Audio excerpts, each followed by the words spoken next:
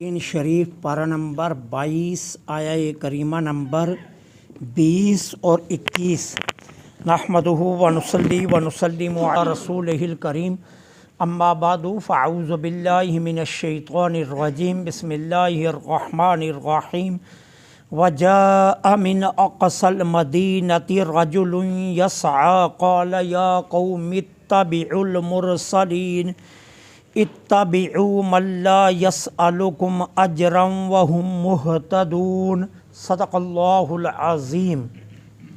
وجاء اور آیا، من سے، اقصی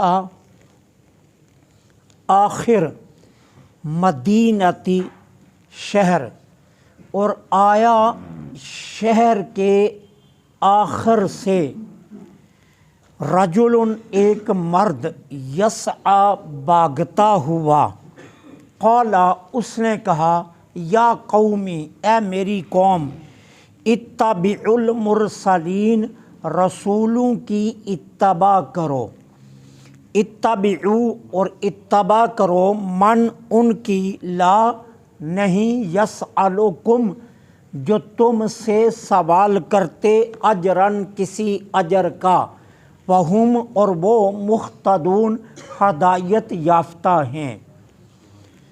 جب اہل انطاکیہ نے ان دونوں واعظین کو، ان دونوں عیسیٰ علیہ السلام کے حواریوں کو، جب ان دونوں پیغمبروں کو سولی چڑھانے کا فیصلہ کر لیا، جیسا کہ کل آپ پڑھ چکے ہیں، تو اب ہوا کیا، شہر کے بالکل باہر آخری کنارے پر ایک آدمی رہتا تھا۔ اس کے بارے میں مفسرین کرام کے کئی اقوال ہیں۔ اس کا نام تھا حبیب۔ اچھا، اکثر مفسرین کرام فرماتے ہیں کہ یہ نجار تھا، بڑھئی تھا، لکڑی کا کام کرتا تھا۔ پہلے ایسا تھا کہ یہ بت پرست تھا۔ جب یہی دو جناب عیسیٰ کے حواری آئے تھے انطاکیہ میں، تو شہر کے باہر یہی ملا تھا۔ اچھا، اس کو بیماری تھی جزام کی، جس کو ہم اپنی بولی میں کوڑ کہتے ہیں۔ کوڑ کی بیماری تھی، اسی وجہ سے یہ شہر سے باہر رہتا تھا۔ اچھا، اب جب یہ دونوں اس کو ملے نا، تو انہوں نے اس کو کہا کہ ایمان قبول کرو، حبیب کو۔ تو اس نے کہا، اس سے کیا ہوگا اگر میں ایمان قبول کروں؟ تو انہوں نے کہا، اس سے یہ ہوگا کہ ہم اللہ سے دعا کریں گے، اللہ تمہاری اس بیماری کو صحیح کر دے گا۔ تو حبیب نے آگے سے کہا کہ مجھے تو 40 برس ہو گئے، میں بتوں کے سامنے گڑ گڑا کر روتا ہوں، اور آج تک انہوں نے میری بیماری دور نہیں کی۔ اگر ایک دعا سے تمہارا رب بیماری دور کر دے تو پھر تو بڑی بات ہے، ایک انوکھی بات ہوگی۔ انہوں نے کہا، تم مشروط ایمان لے آؤ، اس شرط پر ایمان قبول کر لو کہ ہم دعا کریں گے اور جزام ٹھیک ہو جائے گا، اور اگر نہ ٹھیک ہوا تو بے شک تم دوبارہ بت پرستی شروع کر لینا۔ اب مشروط یہ ایمان لے آیا۔ جب یہ ایمان لے آیا تو ان دونوں نے اللہ کی بارگاہ میں ہاتھ اٹھائے اور دعا شروع کر دی۔ جیسے جیسے دعا طویل ہوتی گئی، اس کی بیماری ختم ہوتی گئی، یہاں تک کہ جب ان دونوں کی دعا مکمل ہوئی تو ایسے تھا جیسے زندگی میں کبھی سے کوڑ ہوا ہی نہیں۔ صرف بیماری ہی نہیں دور ہو گئی، بلکہ نام اور نشان تک ختم ہو گئے۔ ٹھیک ہے، اب یہ وہیں رہا شہر کے باہر، اب یہ تبلیغ کرتے رہے۔ اب جب اسے پتا چلا کہ وہ ان کو سولی چڑھانے لگے ہیں اہل انطاکیہ، تو وہ بھاگا ہوا آیا اور آ کر کہنے لگا، دیکھو میں تمہارا ہم قوم ہوں، ہم وطن ہوں، تمہارے اندر رہنے والا ہوں، میں تمہیں کہتا ہوں کہ ان کی دعوت کو قبول کر لو، انہیں سولی مت چڑھا، ان کی دعوت کو قبول کر لو۔ اچھا کیوں؟ دیکھو یہ ایک دن کی بات نہیں ہے، کئی سالوں سے یہ مسلسل تمہیں تبلیغ کر رہے ہیں۔ جھوٹے بندے کا جھوٹ تو مہینوں میں نہیں تو ہفتوں میں ظاہر ہو جاتا ہے، اور اگر یہ جھوٹے ہوتے، کسی مقصد کے لیے آئے ہوتے، کوئی ان کا دنیاوی منفعت ہوتی یا کوئی اور ان کا مقصد ہوتا، یا یہ یہاں پر جاسوس بن کر آئے ہوتے، تو بات تو کب کی کھل چکی ہوتی۔ ان کے اخلاص اور ان کے مخلص ہونے کی سب سے بڑی گواہی یہ ہے کہ یہ مسلسل تمہیں تبلیغ کر رہے اور تبلیغ پر کچھ مانگ بھی نہیں رہے۔ تم سے کوئی سوال تو نہیں نہ کر رہے۔ یہ ہے ان کے مخلص ہونے کی نشانی۔ لہذا میں تمہیں کہتا ہوں کہ تم کیا کرو، ان کی دعوت کو قبول کر لو،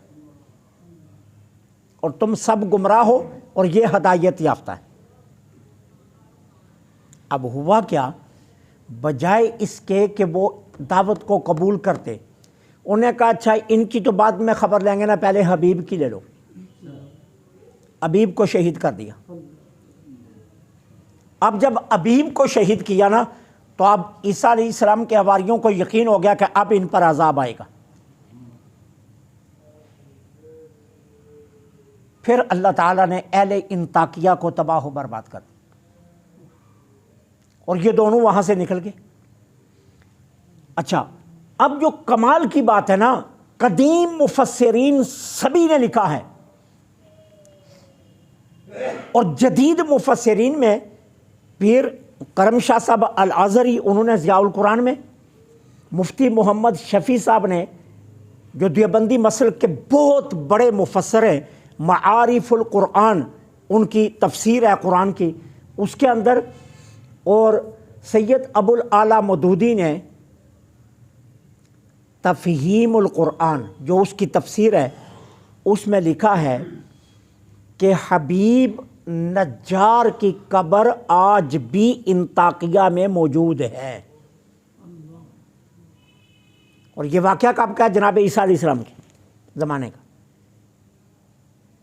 اور یہ سبھی مفسرین کرام کیا لکھتے ہیں آگے؟ کہتے ہیں انطاکیہ میں ایک مسجد ہے جس مسجد کا نام ہی حبیب ہے، اور اس مسجد کے سین میں اس حبیب کی قبر ہے، اور ہر سال 15 شعبان المعظم کو حبیب نجار کا عرس منایا جاتا ہے، اور دور و دراز سے لوگ حاضری کے لیے آتے ہیں اور وہاں آ کر دعائیں مانگتے ہیں، اور ان کی مرادیں پوری بھی ہوتی ہیں۔ یہ جملے میں نے وہ آپ کو بتائے جو مفتی شفیع صاحب نے بھی لکھے ہیں اور ابو الاعلیٰ مودودی صاحب نے بھی لکھے ہیں۔ اب مجھے بتائیے کیا یہ بریلوی عقیدہ ہے؟ بریلویوں پر جو الزام لگاتے ہیں نا کہ جی عرس منانا یہ تم نے ایجاد کیا، درباروں پر جانا یہ تم نے ایجاد کیا، ٹھیک ہے نا، اور ساتھ ہمیں کہتے ہیں کہ تمہاری پیداوار 200 سال پرانی ہے، تو ہم پوچھتے ہیں یہ تو ہمارے آقا کی بعثت سے پہلے کا تم لکھ رہے ہو کہ عرس من رہا ہے، یہ تو ہمارے آقا کی آمد سے پہلے کا تم لکھ رہے ہو، جناب عیسیٰ کے دور کا، کہ مسجد کے اندر قبر موجود ہے، مسجد کے اندر میزار موجود ہے، مسجد کے اندر عرس منایا جاتا ہے، اور دور و دراز سے لوگ حاضری کے لیے آتے ہیں اور دعائیں مانگتے ہیں، اور دعائیں قبول بھی ہوتی ہیں۔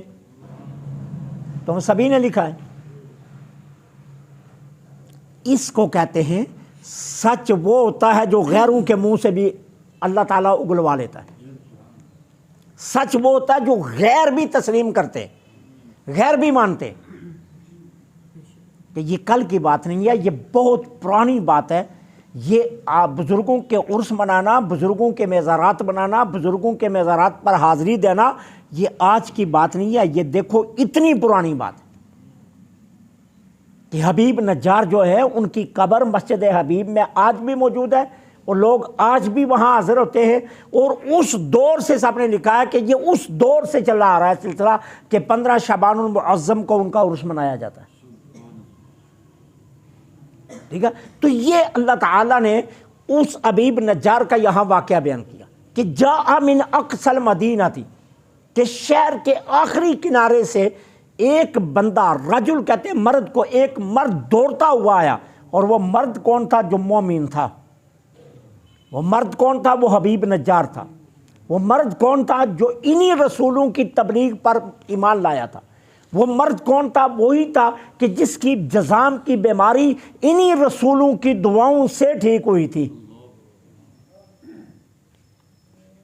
اور اس نے آ کر اپنی قوم سے کہا کہ میری قوم تم ان کی پیروی کرو، کیونکہ یہ لوگ ہدایت یافتہ ہیں، اور ان کے مخلص ہونے کی، ان کے اخلاص کی نشانی یہ ہے کہ برسا برس سے تمہیں تبلیغ کر رہے، لیکن تم سے مانگتے تو کچھ نہیں ہے نا۔ کتنے برسوں سے تمہیں تبلیغ کر رہے ہیں، لیکن کبھی تم سے کچھ مطالبہ کیا؟ کوئی مطالبہ تم نے سے نہیں کرتے۔ کوئی ان کو کھانا دے دے تو بلا، نہ دے تو پھر بھی نہیں مانگتے۔ کوئی ان کے ساتھ اس نے سلوک کرے تو بلا، نہ کرے تو پھر بھی کچھ نہیں کہتے۔ تو اس لیے یہ ہدایت یافتہ ہیں، تم ان کی دعوت کو قبول کرو اور ان کی اتباع کرو۔ اللہ سے دعا ہے اللہ حق